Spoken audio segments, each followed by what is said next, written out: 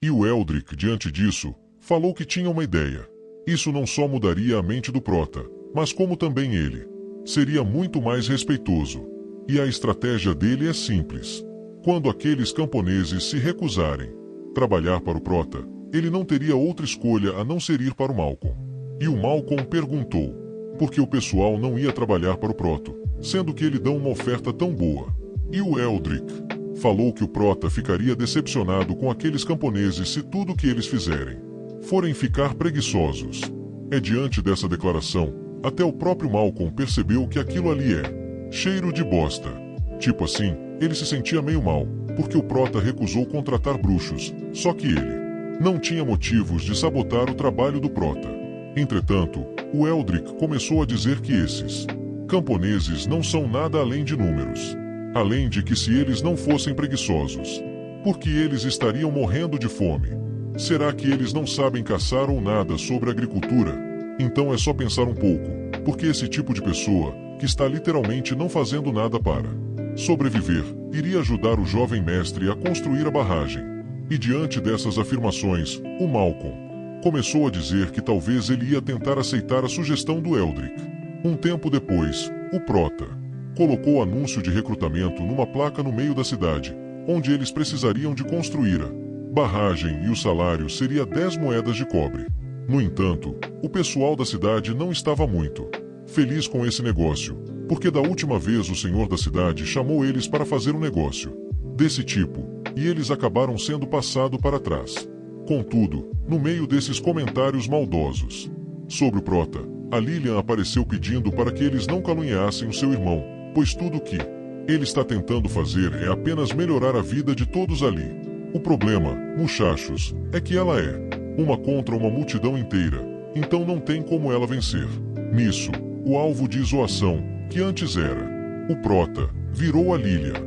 Mas mesmo diante disso, ela se manteve firme. E meio que para provar que o Prota estava certo, ela e o seu pai iriam se candidatar ao projeto da barragem. E o carinha que estava recrutando falou que o pai dela até que ia, agora ela não. E a Lilian não entendeu por quê, sendo que o funcionário falou que na verdade ela não poderia ser aceita porque ela não atingiu a maioridade, que era 18 anos. E essa foi uma das condições que o Prota tinha colocado no cartaz. E caso ele tentasse contratar a Lilian sem o Prota saber, ele seria punido. Mas bom, já no caso do pai da Lilian, ele poderia participar da construção da barragem e seriam 8 horas por dia de trabalho, com 3 refeições fornecidas, 10 moedas de cobre no valor de salários que serão pagas no final de cada dia. E caso ele não tivesse nenhuma dúvida, ele deveria fazer a sua impressão ali e aparecer no canteiro de obras no dia seguinte. E como a Lilian não poderia fazer nada, ela motivou seu pai falando para ele não ficar preguiçoso. E o pai da Lilian, por algum motivo, lembrou quando Prota matou o pessoal da família Edwin. Ou eu acho que matou, porque não mostrou até agora. De qualquer forma, ele falou que não ia abandonar o Prota, além de que a Lilian precisava ficar em casa e cuidar da mãe, já que ela não pode trabalhar no campo por causa da doença dela. E diante desse comentário, um funcionário do recrutamento chamou por eles, perguntando ao pai da Lilian se a esposa dele estava doente. E ele confirmou, declarando que ela não conseguia trabalhar de jeito e maneira. E o funcionário ali começou a explicar que o Prota havia declarado que os familiares de qualquer pessoa que trabalhe no projeto da barragem poderiam se mudar temporariamente para os quartos dos trabalhadores. E como isso era meio que uma novidade, eles poderiam entender isso como uma residência temporária, enquanto ele estava trabalhando na construção da barragem. E quando a construção dela foi concluída, eles poderiam voltar para casa. E diante disso, o pai da Lilian começou a chorar, agradecendo a todo mundo. E o funcionário apenas falou que ia arranjar alguém que pudesse levar ele e a filha dele para o quarto, onde ele poderia escolher e morar. E diante dessas declarações, o pessoal que estava reclamando antes perguntou se era verdade, porque se fosse isso, estava na cara que eles iriam aceitar. E assim uma fila enorme começou a se juntar. E já do lado do Prota, ele recebeu uma notificação onde o projeto de bateria de lítio de ferro fosfato foi a recompensa pela missão que ele cumpriu. E tipo assim, é bem interessante que ele ganha Uma bateria. Mas o que diabos ele vai fazer com uma bateria sem um gerador de energia elétrica? Por algum acaso, o sistema queria o quê? Que ele jogasse a bateria para cima e caísse um raio. É isso. E bom, como ele tinha terminado uma missão, o sistema já enviou outra e agora ele deveria obter 5 personagens com altas estatísticas. Aí já é outro problema. Como é que ele vai arrumar um nego com altas estatísticas? E olhando ao seu redor, o Prota estava pensando que poderia treinar a Lia. Então ele tinha dado uma olhada nas estatísticas dela, só que ela não tem mais espaço para crescer, o que significava que o Prota tinha que ir para a cidade para procurar novos talentos. Interrompendo os pensamentos do Prota, ele foi informado que a Lilian veio conversar com ele. E quando ela chegou, ela já começou a dizer que tinham coisas estranhas acontecendo no canteiro de obras, porque todo mundo estava descontraindo. E o Prota perguntou como assim?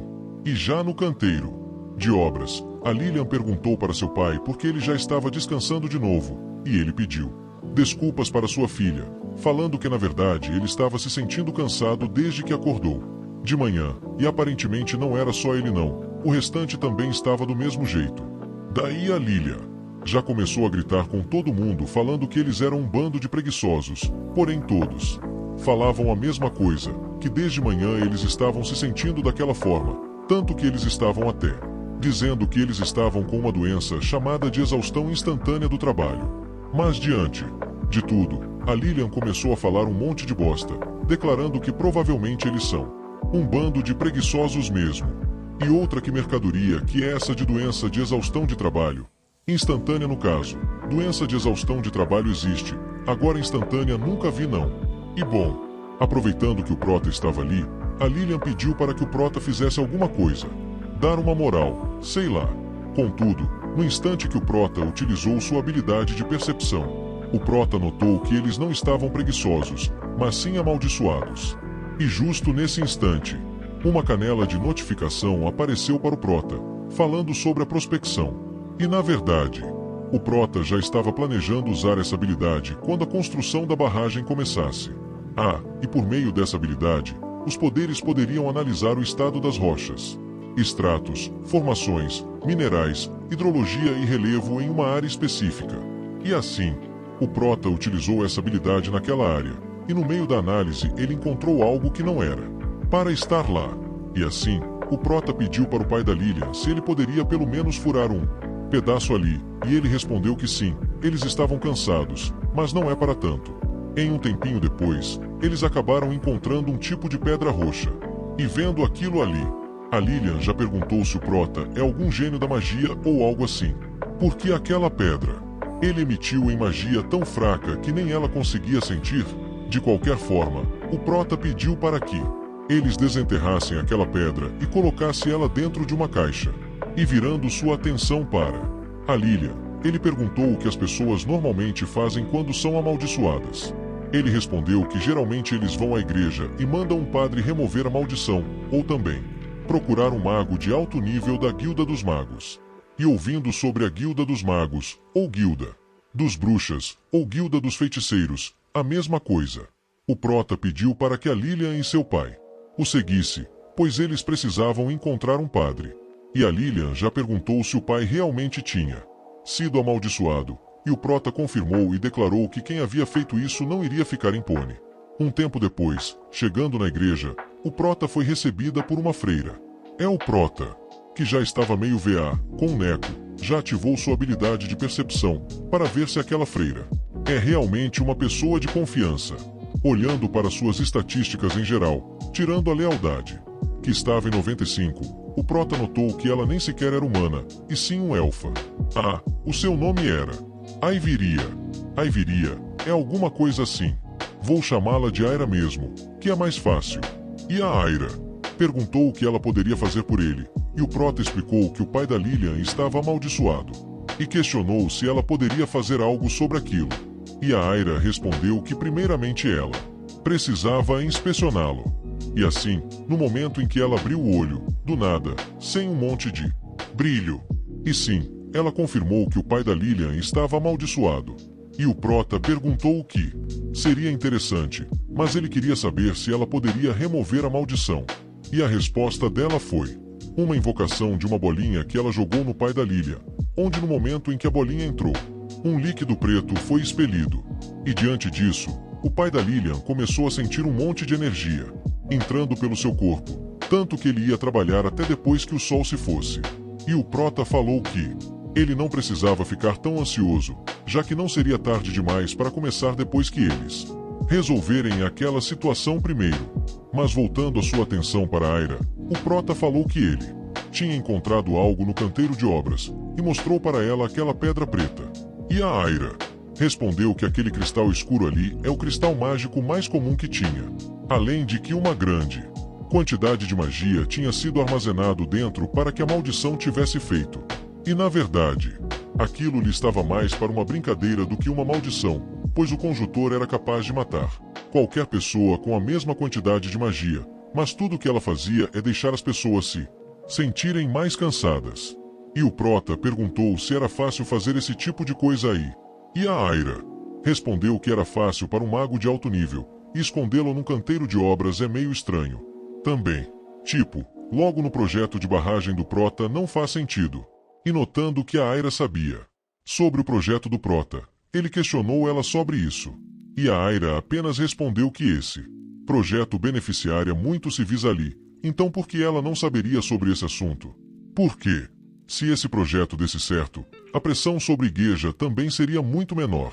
Mas deixando esse daí de lado, o Prota internamente estava declarando que tinha que ensinar uma lição para aquele velhote do Malcolm. Mas antes disso, ele precisava dar um jeito de desamaldiçoar ou quebrar a maldição do pessoal do canteiro de obras. E ele questionou se a Aira conseguia dar um jeito nisso. E a Aira respondeu que isso era meio difícil, porque hoje o Prota até conseguiu encontrar o cristal, mas talvez ele não teria essa mesma sorte no dia de amanhã. Além de que se ele ficasse focando demais no cristal e nada na construção, ela não ia para frente. Aí o Prota ficou num dilema, se perguntando o que diabos ele tinha que fazer. E a Aira comentou que na verdade ela conhecia alguém que poderia resolver o problema do Prota, só que ela era meio estranha. E como o Prota não tinha nada a perder, ele foi encontrar essa pessoa. E o Prota foi encontrar ninguém menos que a Lady Selena, a antiga mestra da Guilda dos Bruxos.